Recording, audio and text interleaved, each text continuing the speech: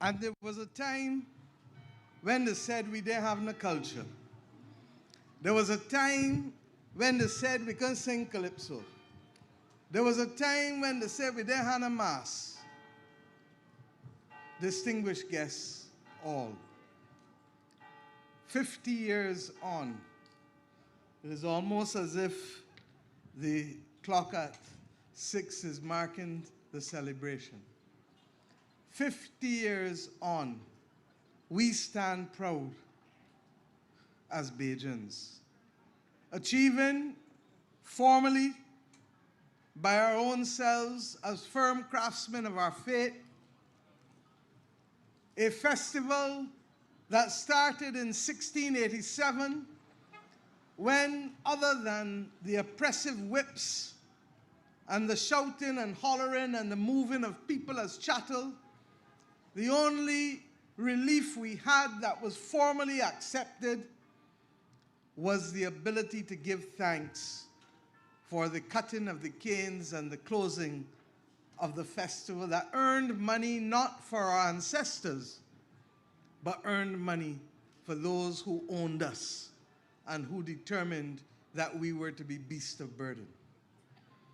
I start here because whatever else we do and wherever else this festival goes, we must never ever forget where it started and why it started and how it started. We give thanks today that 50 years ago, even if for reasons that were not necessarily rooted in the right place, to be an attraction for visitors coming as tourists, we ended up in the right place in building the spirit and reinforcing the identity of Bajan people. This festival is us. This is who we are. And along the way, we have meandered and changed and added to the point where there is a generation of Barbadians who do not know life before crop over, who for them, life before crop over, as you heard earlier on this stage, was inconceivable.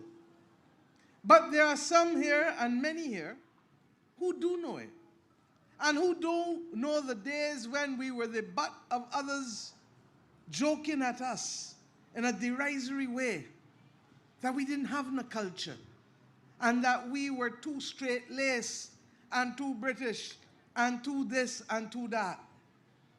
Whether it was, and I cannot remember the specific name, whether it was the Enterprise of the Indies or the publication which was done in any event on the independence of this nation and edited by Lloyd Bess and George Lamming.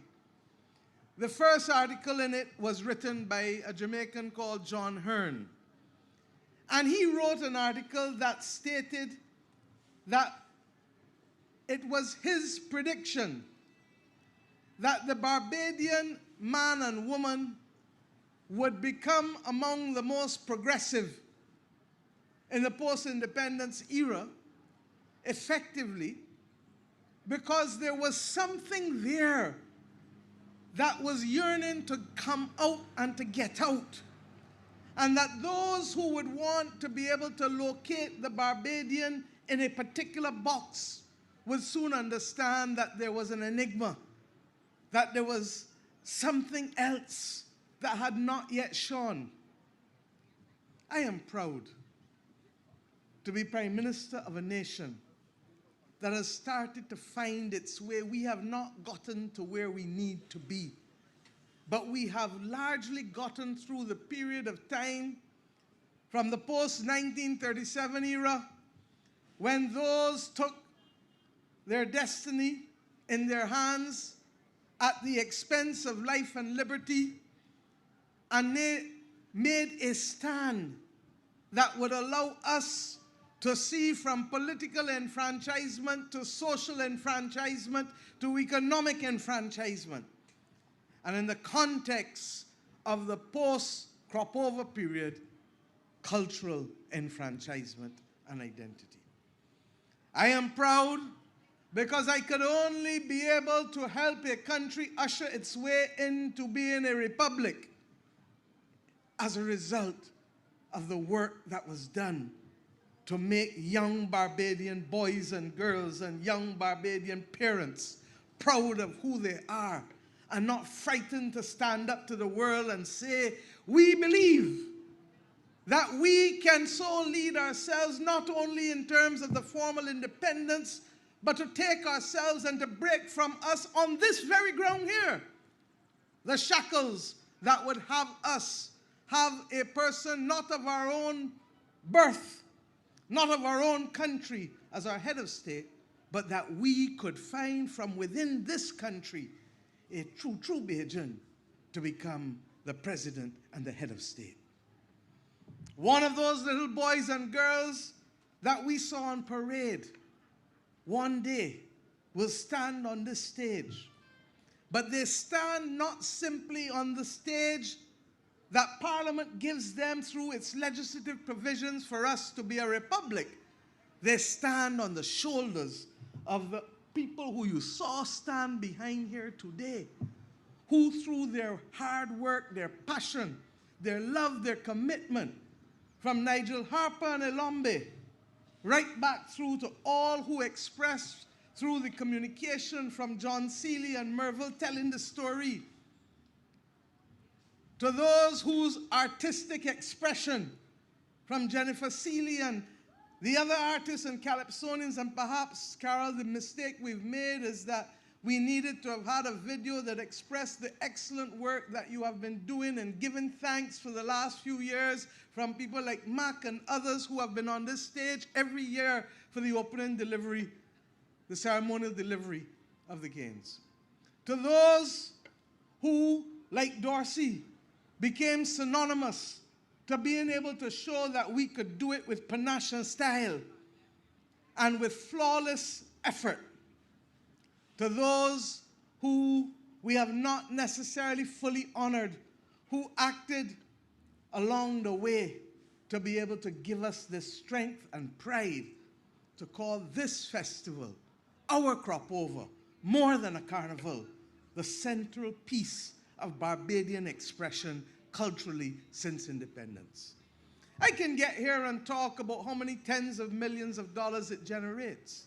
But more than that, it is the confidence and the identity building that has made the definable difference of those who chose in 1974 to resurrect what was a historic expression of freedom, however limited, however small, and to make it that which could help us find ourselves and define who we are.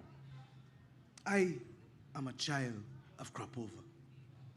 I know what it is as a teenager to work as a stagehand just like those in black t-shirts here. I did it as a 13 and a 14-year-old. I know what it is to manage a band. I know what it is to produce music for crop over. Executive, not musical. I know what it is to even write a line or two when people were missing and waiting and can't get that last line, whether in the studio or whether for Piccadilly Crop Finals, to put a lash to make the crowd bawl, hello, we lost, we lost. I know what it is to put on and to have for Bridgetown Market and for Kadooment stalls. When Dove Boy, as he was known to many of you, and I got together in the 80s when I was still a university student, and to open up stalls. And in fact, in those days, you had Bridgetown Market on a Saturday and Kadooment on a Monday. This Sunday, you weren't supposed to do anything and hope the police don't catch you doing anything else. But we used to keep the stall open on a Sunday and make sure that the continuity of food and drink was not lost to those who were looking for a home in the midst of preparing for that last day on a Monday. I know what it is to lead a Kadooment band of 1,500, a t-shirt band. I know what it is to be the lawyer for the judges when John King won. Not John King, when Rita won. And when others felt that there should have been a different result. And perhaps that was the Freudian slip. You get it. I know what it is to have Ilombe explain why controversy was the fuel and oxygen of crop over, Carol, and that made people come down. And perhaps if we had a little controversy this week, we would have even more people. I know what it is to have a striking crop over and to have to fall in line and be a marshal at a time when the workers who were working were not there, and all of a sudden, all of us from minister back down had to throw in our weight in order to make sure that we could have a successful Kadooment. I am a child of crop over. And I am proud to be that. And that is why, as hard as this week has been, and believe you me, it has been hard. Hard for Barbadians, hard for Caribbean people, wondering in many instances what next week and next month will hold, from our fishermen in Barbados to the residents of Canawan and Caracou and Mairo, to those in the mainland in St. Vincent and in Grenada, to those on the south coast of Jamaica. We know that the rest of this year is going to be rough because they tell us that the hurricanes have not yet started and that they expect between 17 to 20, and we're still at the second letter of the alphabet. But we know, as the others know in St. Vincent this weekend, that our people sometimes need to pause and breathe and let go. And that is what this is about.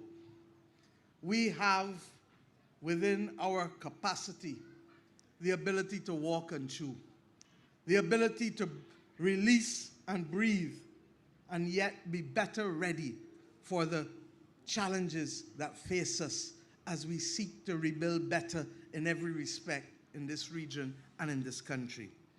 My friends, this crop over has been uniquely crafted by Bajans for Bajans.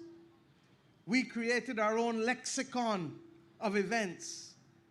We created the platform so that others would remember the heritage from Mr. Hardin to the ceremonial delivery of canes, from the plantation feast. A paradox, because the feast was only available on that limited occasion for our ancestors. And the irony is that now that we have access to food for the majority, if not all, of our people regularly, the feast is not a part of the festival. We created the lexicon that went from Baxter's Road Mall. Many of you here would not know that the early days of crop over that you now take for granted in the limes, the sweet limes, were predated by the Baxter's Road Mall.